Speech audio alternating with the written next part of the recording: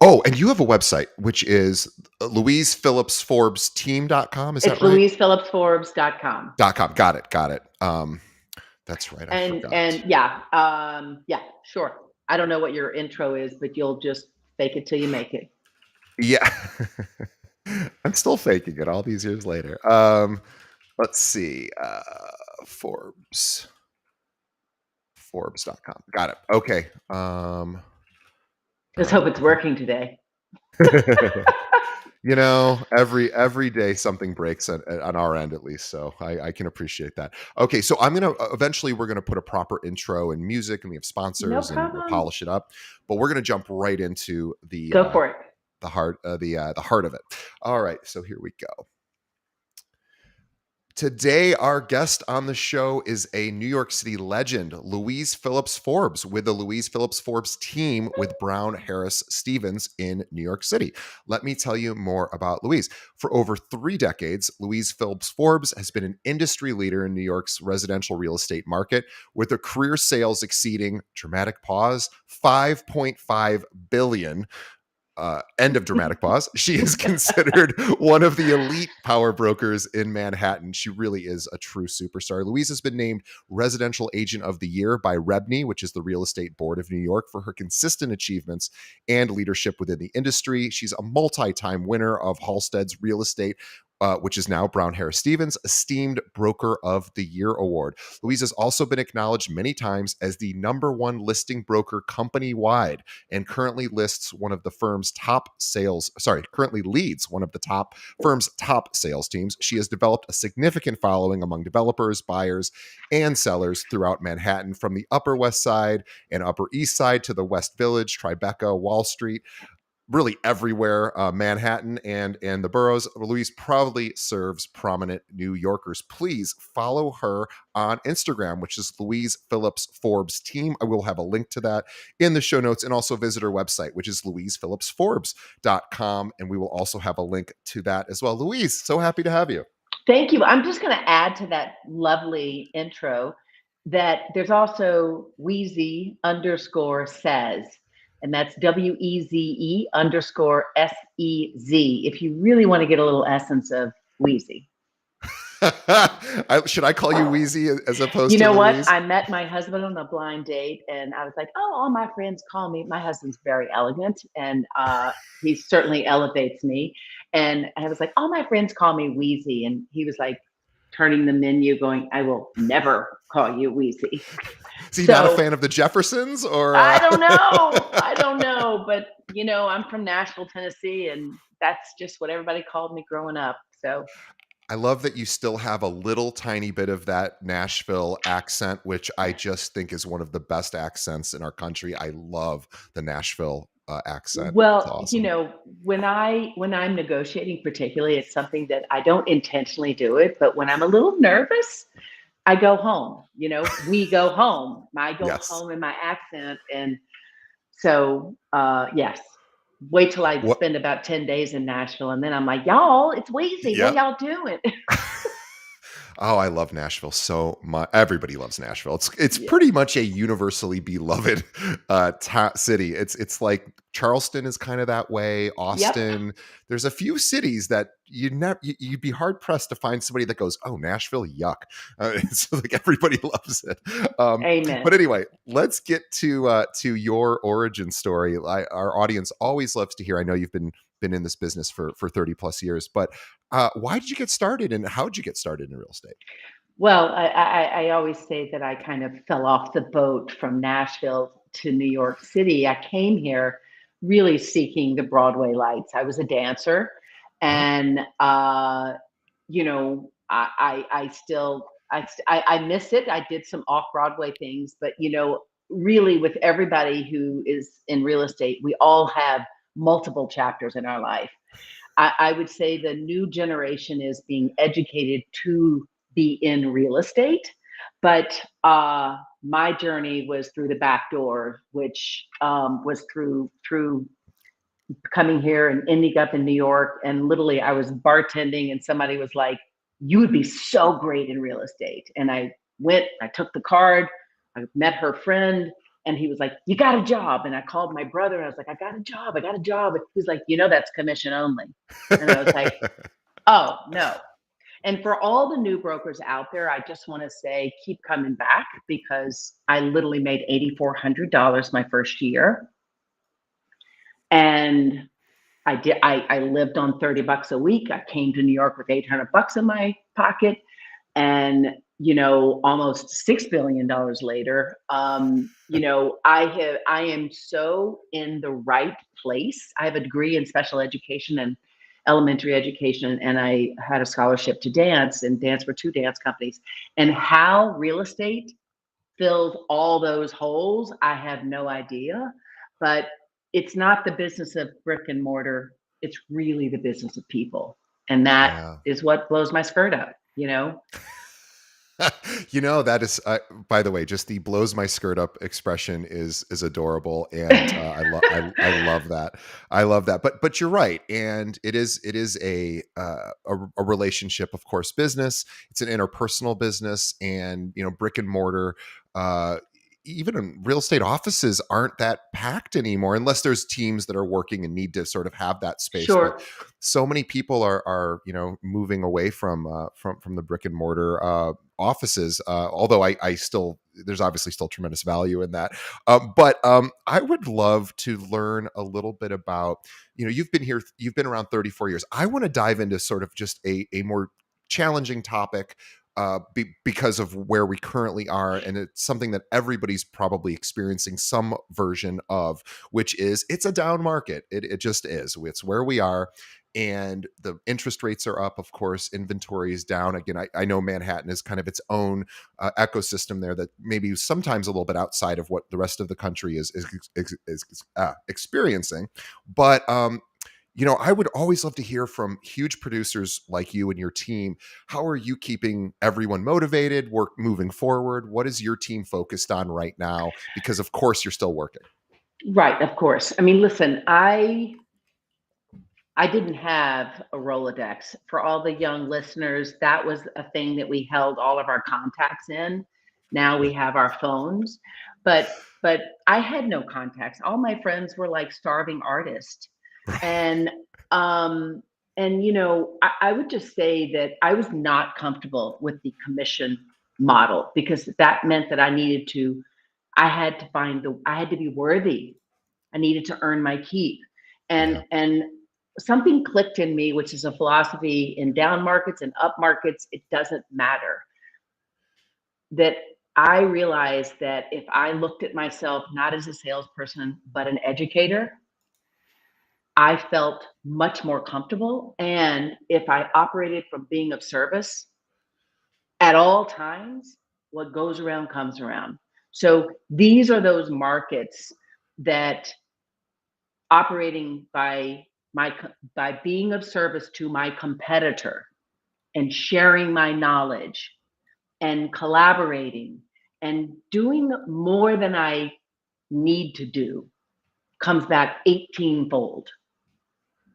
So Wow. that is one of the greatest wisdoms that I've learned through trial and error, honestly. And there'll be people that will, you give them an inch and they take a mile, and then when you really need them, they're not there. But for the most part, it is appreciated. And honestly, buyers and sellers come and go, but we have Yeah. each other for decades. And the Yeah. richness that that gives you in wisdom and experience. And I love it. When I'm going to lose a piece of business, hopefully I'm losing to somebody I respect.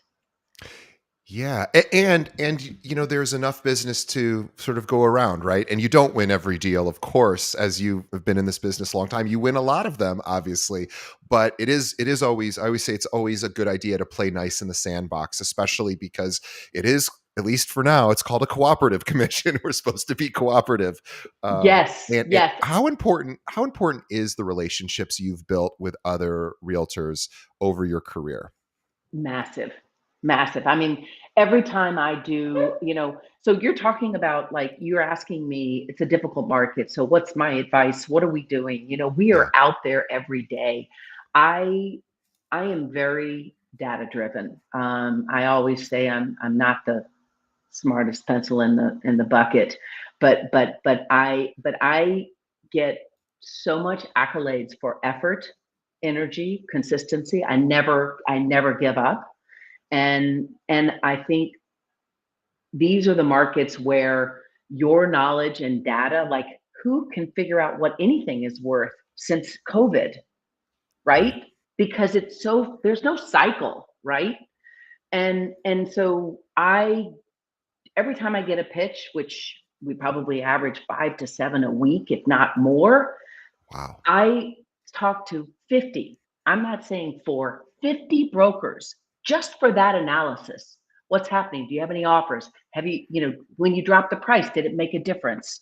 Then I'm not only giving my owners a bunch of numbers, I'm telling the story to the texture. The broker wanted to list this at $2 million, but the owner asked to put it on for 3 weeks at 2.5. Well, 8 weeks later, they just dropped it to 199, and the market's different today. So, so that's telling the story. So I don't have to pressure anybody. We're partnering together. It's like, hey, I can't make up the market. So that kind of collaboration is how I approach everything, whether it's a buyer, a broker I'm interviewing to an agent to come and work on our team. Like, who are you? And you demonstrate that by the data points that you share them.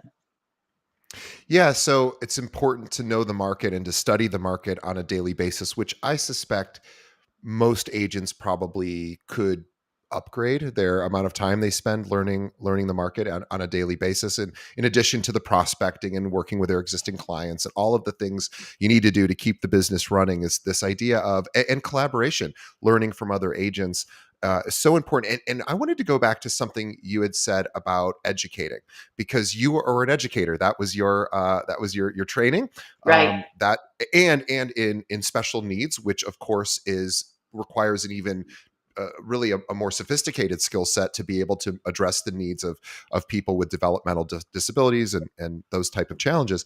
And it probably, I would assume, your level of patience that you have in communicating with clients and really educating them is probably served you extraordinarily well, because again, as realtors, we oftentimes can forget how challenging, emotionally a purchase or a sale can be for the client. It's easy for us to sort of say, oh, it's all going to work out, but it may not feel that way to the client in real time. Absolutely. Absolutely. And I would also say that I learned a long time ago for myself, because I used to be on the same roller coaster as them when we didn't get the deals. I was so disappointed. I also felt it was somehow or another my fault. And what I have come to look at everything, and this is part of me having an executive coach and me learning that, like sometimes your skill is not necessarily the most important thing if your will is there. Yeah. And it's also how you perceive it. Like, listen, have faith in the process. That was not the right house for us, and we have to say, what can we have learned from that? What would I have done differently? Should we have given that extra 20 grand that we really wanted to wait? Maybe we could have gotten their attention. But I also don't dwell on it, because usually we learn a lot about ourselves, and most of all they learn about themselves and their partnerships, their relationships, of of who's going to really make the final decisions, and when do you let go of the numbers and you focus on the heart of it. Because that to me is why I really am so fulfilled, because what I do is not a transaction. It's purposeful. I built the rest of my life around my home. To be a part of that is such a privilege. Yeah, it really is. I think we couldn't ever over focus on the interpersonal importance of being in this business. You're legitimately, working with somebody who maybe it's their largest financial purchase of their life, or certainly one of the larger financial purchases in really probably anyone's life. But more than that, it's that emotional connection we all have to our abode, to our residence. We feel a certain way about it. It's important. It defines us in a lot of ways. I also want to talk about aesthetics just briefly, because I think we never talk about this on the show. And of course, aesthetics are just one little minor portion of anyone's business. But I love the fact that you have a look, you have a style very much unto you that is very much you. And it's very cool. And you are a creative person, you are a dancer. Oh, So you have this really cool way of expressing yourself physically. So I would just love to hear a little bit about how you're able to do that in real estate. I love that. I love that. Well, talking about my look, I always, when I teach real estate classes or whatever I'm working on in collaboration with some of the real estate board or our courses for continuing education, I literally tell the story about when I showed up my first day in real estate. Okay, just everybody close your eyes. I usually say, okay, everybody, 400 kids in the audience, and I'm like, close your eyes. All right, imagine a unitard with a prairie skirt, green cowboy boots, with a hole in my left one, and shoulder pads. I Sure. just I just want you to have the visual. And honestly, I had never been in an office. I was a dancer. I have a degree in special education. I didn't even I did Tony Roberts, creative visual Robbins. I listened to his, I learned how to creatively visualize who I wanted to be.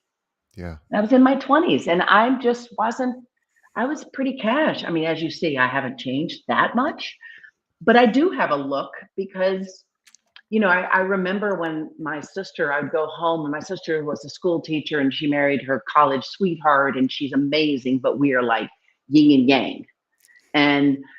And she would like, let's go shopping. And I would end up with all these outfits that my sister would wear. And I was like, oh my gosh, what am I doing? So I would say just embrace who you are today and who you become every day, because I don't know. I mean, I'm a lot for a lot of people. So I mean, sometimes I've left and the wives would say, like, I'm gonna go next time. My husband, you're really high energy for my husband. So, But I think what comes across for you in your sort of your energy and your presence is two things that come to mind for me. Authenticity is absolutely first mm, and foremost. I believe you. I believe that you are the person you are portraying, which is really a skill in and of itself, because a lot of us have fear around being, uniquely ourselves, and maybe how that may be perceived. And also so there's that authentic part, but also I think there's this sort of passion that sort of also uh, radiates from you, that is mm, very clear that you are doing what you want to do in your yeah. business. There doesn't seem to be hesitation, or I mean, you've been doing it 34 years, but it is like it seems you are as into it today as I suspect if I would have interviewed you 33 years ago. I bet it would be about the same level of passion and excitement. Yes, other than I would be a little more timid because I will never forget the first co-op deal that I did with the attorney who I'm still working with today. And it was a $63,000 walk-up apartment. Yes, they did exist at that point. And she's like, so how's the board package coming? And I'm like, what? She's like, well, this is a co-op. And I'm like, Right. wait a minute, what does that mean? So I just want you to know that it's okay to not know everything. I mean, you might want to know Yeah. a little more than that, but but I learned a long time ago. I'm terribly dyslexic, and I only make dyslexic children. And owning those imperfections in ourselves actually for me turned out to be my secret weapon. My Yeah. spatial memory is like Rain Man.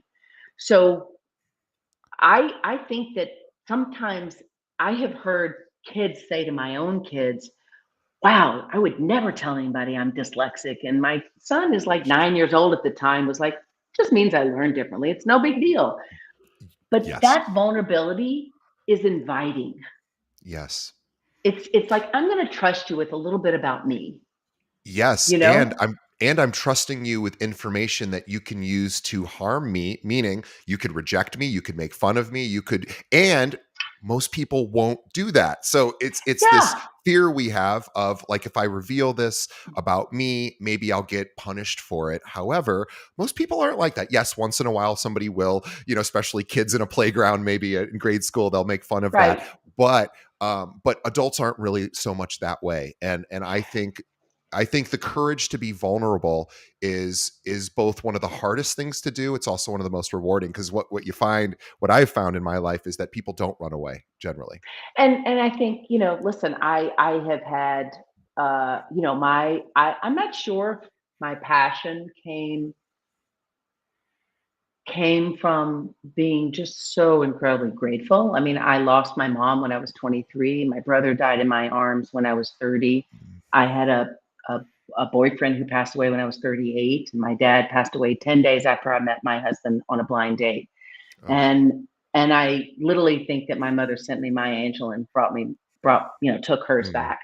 But when you go through those kinds of obstacles in your life, you just can't sweat the small shit. And believe me, I still do. I mean, you can bleep that. Sorry. No, Oops. it's okay. It's honest.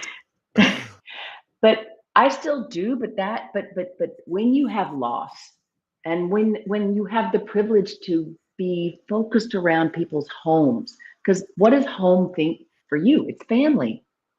I left my family, right? Yeah. I lost a lot of my family. And so my clients, I have 7, 8 godchildren. They can't, I mean, I met my husband on a blind date from a client. So I created a new family that happened to be Yeah. part of what I do in business.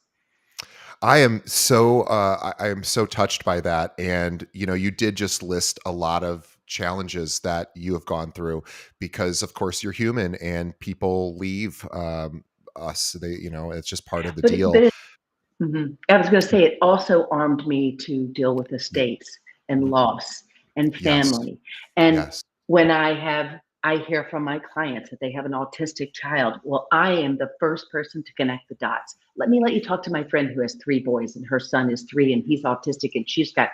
So it's like, sometimes it's too much for people. But again, I just want to be of service, whether Yeah, we and do business or not. exactly, and also going through tremendous heartache and pain builds resiliency, and that Mhm. allows you to realize, wow, I can get through difficult times. I can survive them, and I can emerge a stronger person, because now I know how to handle some of the really really tough, valleys of life, as they say. I would. You are very immersed in giving back. Specifically, I know that you do a lot with the local association, and maybe even statewide and national. But certainly, I know you have contributed a lot. Can we just tell all of our audience, because I do a lot of volunteering at the local level, here with our association. Can we tell everybody they should get involved with their local association?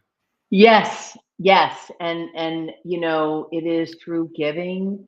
I mean, it sounds like I feel like I'm a minister for a minute, but in through giving, we receive so much. And you know, I I think that I'm always in awe when somebody who always is like, "Well, you're so busy." It's like, but if I'm too busy to make a difference, then I am missing my purpose. So I will say that again. If I am too busy to try to make a difference, to pause, to be present for somebody's need, then I am missing my purpose.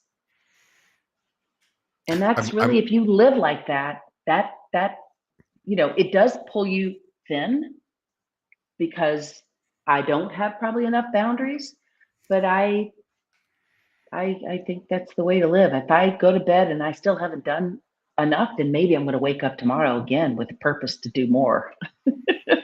You're right, and I feel the same way. So I'm probably stretched too thin myself. However, I can always pull back on certain obligations.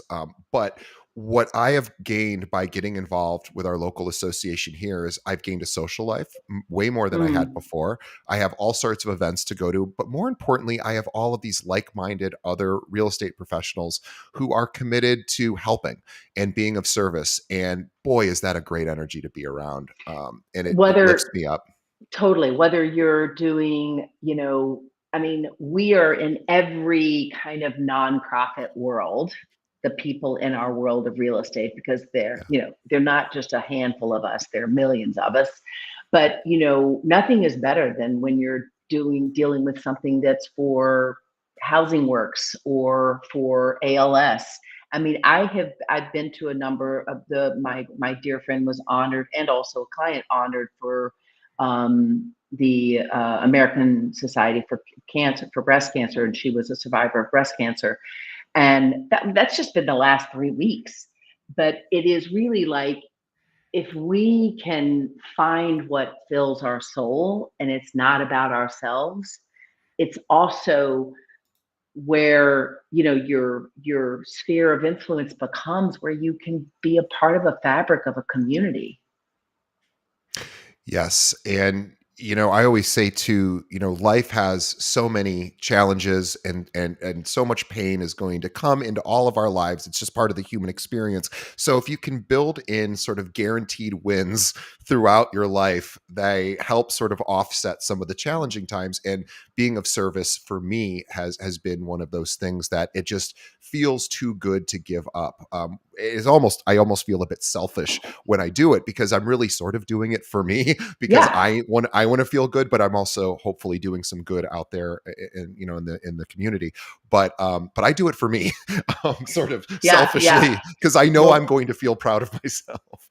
this morning, and literally I just said to my husband, because my kids, one of my sons is in college and the other one is in boarding school, and I was like, for Thanksgiving, why don't we go to the Bowery and let's serve, and then let's go look at the parade, like, like. And I listened to a guy who is a doorman who goes every Wednesday every week to serve breakfast, a meal, Yeah, yeah, at the Bowery. And he's like, my whole week is like set. You know what I mean? Like, it sets appreciation, gratitude, being thankful. And he said he just gets to work as a doorman. And he's like, there's nothing that's going to shake me because life is great. I have my health and I mhm. have a roof. And so, I'm not, everybody's journey to finding what blows their skirt up is going to be different, but make the time to do it, because it's really in giving. My mom used to say, you have to give it away to keep it. And I would be like, but wait, mom, if you give it away, you don't have it. Right. So, you know, that one, But that but finally made sense. what you said earlier, once you give it away, it comes back, and you said 18 fold, which again, I'm sure is just a number that you're using, but it's not so much whether that's accurate or not, but it's accurate enough to be able to say it comes back in multiples. And that is something that I have found absolutely true. There's almost a little magical element to it that I can't quite put my finger on why it comes back, but it does, it seems, most of Yeah. the time. Yeah. And if it doesn't, it's that's like that story, pay it forward. It doesn't matter if it's not to that person. It's the seed that's planted, you Yeah. know. So, and that's the way I feel about sharing about my dyslexia, about having loss. It's like, I might make somebody uncomfortable, but I might make somebody go, "Oh, I'm not alone." Yes. You know. I wanted to say also that kind of, in our bringing back to what we do, and when you have this philosophy of being of service, and being generous with your knowledge, you know, having people that I just said this last night. I was talking to somebody about meeting them for coffee because they want to do something different. And I said, I think that I probably brought like 80 people into real estate by this point, Wow. where people are like, well, I was a sales manager, I was an architect, I was an investment banker. Do you think I could do this? or I was an actress or whatever. And I will say that the time that I had that cup of coffee, I promise you, when you get, when you see somebody who's going to be great at real estate, and and when you get that time and you give that time, I can't tell you how many times I've been on the other side of a negotiating table, and there are 5 bids, and they're like, Weeze, listen, here's the deal. You need to come up. I would love to see if I can't tell you what the other bids are, but you really you extended yourself to me, so I want to make sure I do my best for you because I know they're your personal friends, right? It's That's all about worth, relationship. I mean, what that is worth is almost, it's almost not countable, because it's worth so much to build those relationships, and then those relationships will possibly help, and that And isn't I the reason wasn't why. expecting Yeah, that, just to of be course. clear. But again, it's just a seed that was planted. And I'm saying that for people when, even when I know I can't make an appointment, like I know I can't do it because my owner is definitely not going to let me in. I sometimes pick up the phone and I will say, I've just done my best. I cannot even negotiate this, but let me tell you what I can do for you. Because, and brokers are like always like, you didn't need to call me for that, Louise. But to me, doesn't that make you feel important? Yes. Because I do care. And sometimes I can't do anything about it. And that 17-second phone call is like 27 chips. Again, not why I did it, but but that's how I know how I feel when somebody makes that effort. Yeah. It's important to be heard, to feel heard, to allow others to be and feel heard as well, and that is something that that is so critical. I want to switch gears to talk just a little bit about teams, because you run an incredibly successful team, and right now we have seen over the last, well, gosh, you've been at this much longer than I, but certainly a flight to teams, or a trend towards team building in the last, I would say, 5 years or so. Certainly in the last I few would years. say 15 years, but yes, there's some. I mean, in New York, we have some teams that have, 12, 30. I mean, the sort of, Sirhan has his own business now. Yeah, yeah, Um, you know, so listen, I built my team not purposefully because honestly, I don't think of myself as a business person. However, I am, which I've come to learn. But it really came out of being of service, and I can't be everywhere. And I don't like it when somebody says, she's my boss. I mean, I can't stand that. It's like, no, no, no, no. We are a machine, and I'm a spoke, and you're a spoke, and we all need each other. Um, but I think that the most important thing, and I said it earlier, I spent many, many years not wanting brokers or agents who were in the business to come on my team. Number one, I'm dyslexic. I have to do things a certain way.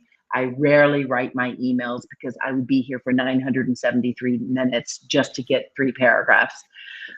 Um, and I say that jokingly, but it's kind of accurate. And so I need a lot of support, and and I don't want very established agents' habits, because the philosophy of being of service, the philosophy of going above and beyond, the philosophy of, you know, well, can't I just send it like this and we'll just add that other stuff later? No, we have to provide excellence and value every turn, because that is demonstrating why they should choose to operate with us. It shouldn't even be a question. If we so that's sort of one thing I would say. And I think there's a natural mentoring, although people tell me I'm very intimidating, which I find very funny, because if you really knew me, it's like I'm just a little kid. Um, but I guess it's really, I've built my team purposefully today around the support that I need, but also looking for the right chemistry, because we all have to have the same philosophy. I've always, I don't like to have one person work on this and one person work on that. I don't even want to have the energy to try to figure out who should be what. I do match personalities. I don't match the financial or the specialty. I match personalities because I do know my clients. You use a personality test to do that as well, correct? I do. I do. I mean, my husband is wicked smart, and people are always like, you and your husband work together. It's like, oh my God, he would just, I would drive him crazy because he is. I always describe us as like I'm the kite and he's my string. So, but he is very smart, and he is a tech entrepreneur and has built and sold a number of companies. And at some point, he started trying to figure out how to hire the right people in his own businesses. And, you know, he for the heck of it, he gave me this personality index. And it was created by the guy that was selecting the bomb, the person who dropped the bomb. So it's a Oh, pilot and sure. the co-pilot. And so that's how it was created in the 40s, but it's morphed into this tool of determining personalities and what people are good for. Well, it's A, B, C, D personality traits. Well, I am so off of what's important on relationships. That's the B. It doesn't even mark. And not only that, my husband jokes, he's like, you care more about the relationships that are not nice and don't like you and you want to figure out why than the ones that are just right in front of you sometimes. Um, I just want to try to figure out what makes those people tick. Sure. Um, and so what I did come to realize that I had at one point a marketing guy who was also a real estate broker who came in from the advertising world. And he was desperately trying to be a broker, and he presented well and he was amazing. But when he did the personality index, he was literally turning himself inside out. Mm. He was not at all being who his natural self was. And so, you know, I I know, I mean, now I have enough of the right people in the right seats that we literally can finish each other's sentences. And and by the way, when I piss somebody off, which I do because I'm a lot, the intent is, my intent. It's not that. It's just not having time. And so the trust that's built with those moments, and lots of them, you have built your own dynamic of a family. I Yeah. also I want to say one more thing about compensation, because I remember watching older agents have assistants, and they kind of barked at, like, get me coffee and make copies, and that's a typo, do that over again. It's like it was not collaborative. And Mm. I really wanted to have something that was, people, I can't be everywhere. So I didn't want many me's. I just wanted people that complemented my many weaknesses, but also the diversity of who's going to be attracted to who as we work together. And that is was a really good, I don't know if it was intentional, but it just sort of happened where I felt filled the seats with people that complemented my weaknesses, or you know um, yeah, I would say that. And so they don't think like me, they complement our strategy. Yeah, I love that. And we should also mention too that if you are a realtor in the Manhattan market and maybe you are thinking of a switch, or maybe just want to see what other opportunities are out there to see if there is better chemistry. Maybe you're not currently on a team and you think that you could provide some value to the team and maybe get some value as well. Or maybe you're somebody that's currently on a team and it's just maybe not the right fit. Of course, not all teams are. And so, if you think that you would like to partner with Louise and her team, obviously she does not take everyone. In fact, she doesn't take hardly anyone because she wants to find the right fit. But when she does find that, she embraces them and brings them on. She has a very successful team, nearly 6 billion in sales. So, Louise, if any of our listeners who are realtors in your area are interested in thinking that maybe they would be a good asset to you, what's the best way they should reach out? You can DM me on Wheezy_says, or you can go to the website. I don't know if you've got a chat log in your podcast, but no, I mean, I think those are two great spots. Yeah, and also realize too that when you're reaching out to top producers like Wheezy, she's busy. She's a very busy person. So be patient. A lot of people listen to our show, and a lot of people will probably be messaging her. So please be patient there, and also think about. I always think if you're going to approach a top producer, think about what problems you can help solve for them, and if Hmm. you can think about what you can bring to the table as opposed to just what you might get, you'll probably get a lot further. And Louise and her team obviously are exceptional. They're legends in the New York market. So it is a very, very big deal. And please do reach out to her if you think you could be a good fit for her. And then her and her team will take a look. But also, I want everybody to follow Louise. Check out her website, it is It's Louise Phillips Forbes LouisePhillipsForbes.com. .com, and then Louise Phillips Forbes team is where you find her on Instagram. We will also have a link to your Wheezy one as well. We will have a link to all your social profiles, but also just wanted to ask one final question. What was the biggest mistake that you think you've made in the 30, or a mistake that you sort of wish that you could go back and correct? Because I always like to humanize our guests a little bit too. So can you think of something that you Hmm. wish you would have done different in your career? Hmm.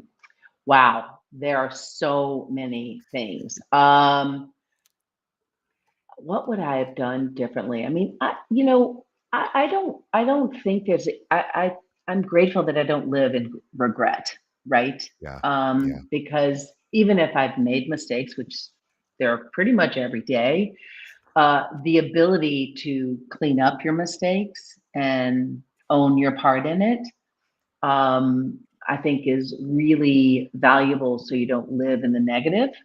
Yeah. I'm trying to think of an example that just stands out. I mean, I've um, Well, yeah, here's what you I love stumped about me, by the way, just to be here's what I clear. love about why you're stumped. I love this because you don't live in regret. You keep your side of the street clean when you make mistakes, as you say you do every day. You own them, you acknowledge them, you make amends if you need to, and you move on, and you don't hold on to it. So the fact that you're not holding on to it doesn't mean you didn't make mistakes. You Yeah, admitted as much, but that you don't have a list of these horrible atrocities that have been committed, which probably weren't horrible anyway. But the idea of letting go and moving yeah. forward is really I, awesome. I will say one thing about, and I can think of one of the most difficult times I almost got out of real estate. So I had I had a couple of team members that worked with me,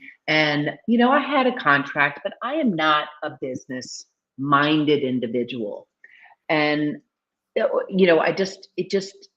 operate with such trust. And people, I remember I had somebody who sat next to me, and when I was younger, in the like 90s, early 2000s, and she was locking up her desk with all of her files, and I thought to myself, like, how odd is that?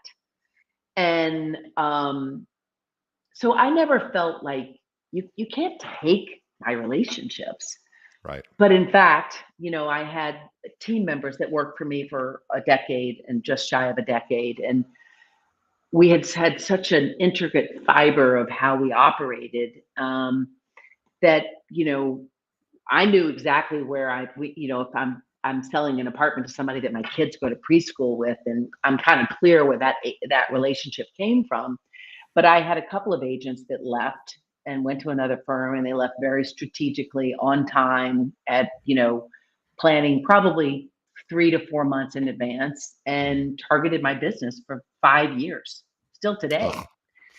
And I was so devastated emotionally that Sure. I just didn't understand that betrayal, that it took me 3 years to thaw out, trust unconditionally. However, I got my ducks in a row.